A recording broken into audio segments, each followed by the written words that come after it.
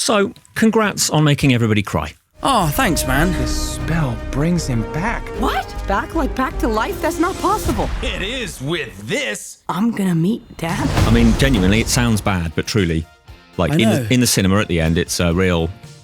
It's an odd one getting thanked for making people cry, but it's been happening quite a lot recently. I bet it has. Yeah. The audience reaction must be a bit, cheers for that. Yeah, mate. It's amazing. When Chris and I were doing press in LA, we're getting a lot of like grown men come in and be like, yeah, man, I cried in 1992 and then I cried last night. So thanks for that. I appreciate it.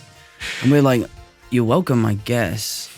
Cheers. Yeah, thank you. Do they let you, Pixar, take Tessa into the recording booth?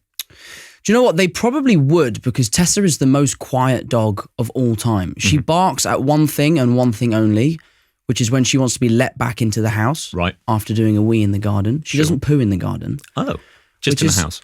Just in my room. Great. On my bed is where her favourite place to poo is. Lovely I stuff. don't really know if we trained her to not poo in the garden, but she'll only poo... This is a really crazy thing to be talking about on the radio. She'll only poo in the park. Or in the Pixar recording booth. Or in the Pixar recording booth. That's how it is.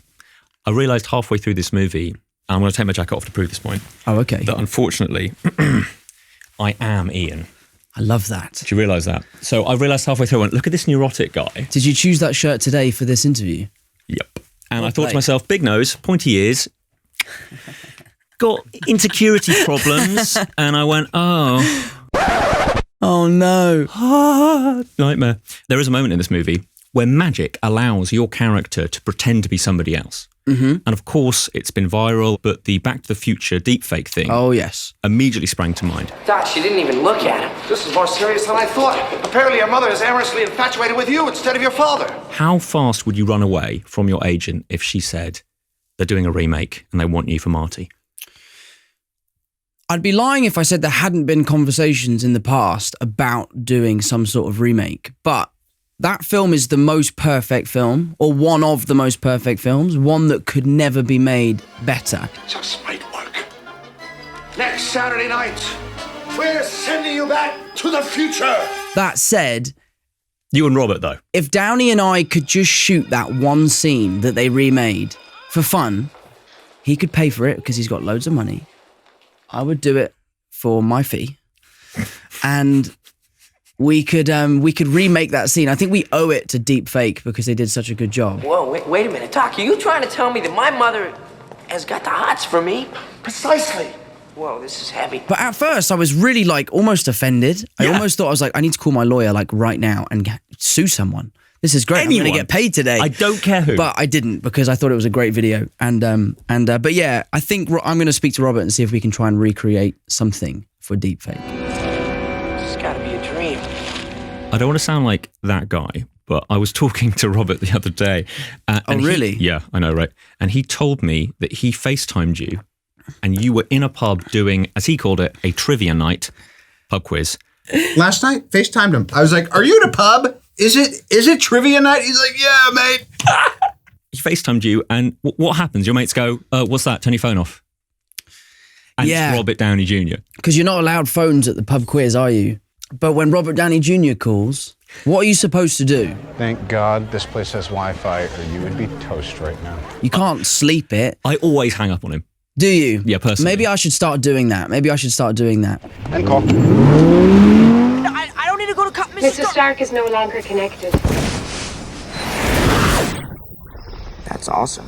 Yeah, no, he seems to only ever FaceTime me when I'm at the pub. He must think I have some sort of problem. Like literally, it's like without fail. I do go to the pub quite a lot. Sure. You know, English lad and all that. But yeah, it literally seems like every time he FaceTimes me, I'm at the pub.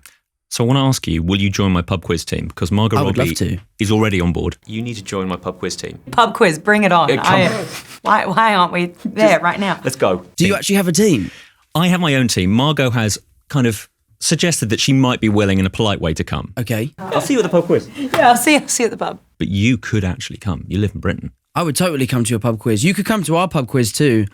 Tomorrow morning is the Harry Potter pub quiz at my local, and I would smash that quiz. Dude, I would honestly, dream team, we would destroy it. I think I might know more about Harry Potter than JK Rowling.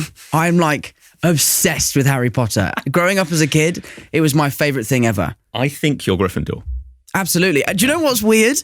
I was talking to someone the other day and we were talking about what house you would be in. I shall place the sorting hat on your head and you will be sorted into your houses. I took a quiz online. Ah, right then. Right. And I was Gryffindor. Thank God. Yeah. I had the tension on Pottermore. I was so stressed. If I didn't get Hufflepuff, I'm going to stop talking now. Would you rather be in Hufflepuff? That's what people always told me, and then I got it, and I was like, right, the website works. There you go. Good to know. Hufflepuff! I just want to remind you how surreal your life is. You've done, amongst other things, you've done an escape room with Will Smith. I freed you! Hey! I freed Will Smith! You got us out! You played a talking dog with glasses, Robert Downey Jr. Something smelled wrong. And that's coming from a guy who loves the smell of butts. Ooh, you do love butts. You've been in the highest grossing film of all time. Hi, I'm Peter Parker. Hey, Peter Parker. You get free stuff, I bet, and you're Spider-Man. Let's go! Oh, I'm good. And you're in a Pixar movie. Yeah. Okay, I'm coming. I see you've brought sustenance for our adventure. No, it's garbage for the trash can. At what point, when you're telling your friends and your family, do people just go, yeah, cool, Tom? My brothers are a little bit like that. I always like to say that I want to be more like them than they want to be like me, which is quite nice because it sort of brings you back down to earth. I go away to Hollywood all the time and, have all these amazing dinners and go to amazing events, and then I come home and my brothers take the mick out of me. Yeah. It's important in life to sort of set goals and have milestones, and for me, I said in an interview before, like playing Spider-Man was something I always wanted to do, and I'm lucky enough to be doing that. That was amazing. That was great. Oh, that was so cool. I was so nervous. And another one of those goals was to be in a Pixar movie. Ta-da! That's great. Let us ride. I've grown up with these movies. I've been in love with them since I was a little kid.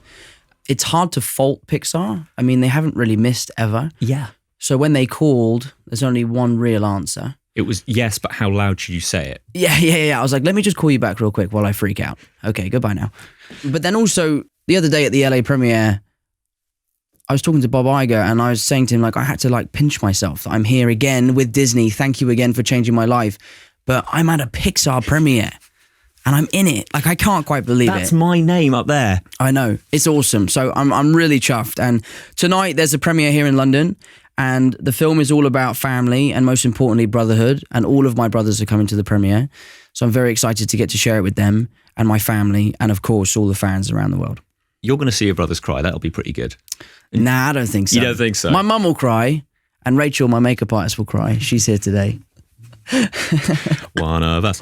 So this movie is about quests and adventure as well as about brotherhood and family and friendship. Careful, there could be booby traps. Ancient puzzles.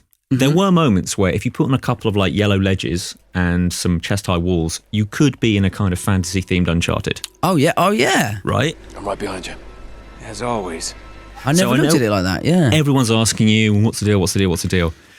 But is there something in the water? What, with Uncharted? Yeah. When are we going to see it, man? Well, we start shooting in 4 weeks in Berlin. Way. Yeah. God, I read the news draft literally last night. Or this morning. I read the draft this morning at 2 o'clock in the morning. Pixar premiere, read the Uncharted script. Yeah. Go to Germany with your granddad. Yes. Yeah, the script's really good, man. The script is really, really good. It's really strong. It's really, really funny. The dynamic between Sully and Drake is amazing. And Mark Wahlberg is going to crush it as Sully. And it's a really, really fun film. Can't wait to see him in the tash. Oh, will he wear a tash? I don't know whether he'll wear a tash. He's not going to be foxed on this one, that's for sure. Interesting. I'll leave you with this. There is something on your Instagram where you're dressed as the Average Joe's team. Oh, yes. Can you talk to me about it? Because it filled me with delight. Yeah, that was my brother Harry's idea. Average Joe's gym. And we were shooting Cherry, a film I did with the Russo brothers last year in Cleveland. And we found this bar that we really loved and we would book out this sort of room there. So it was private and we could all have a really good time. And it was Halloween and we're going to have a sort of party that Joe and Anthony were throwing for the crew. And Harry decided that we should all dress up. It was a week after Halloween, but we worked on Halloween, I guess, so we didn't get to dress up. So Harry decided that we should go as the Average Joes. So we all dressed up.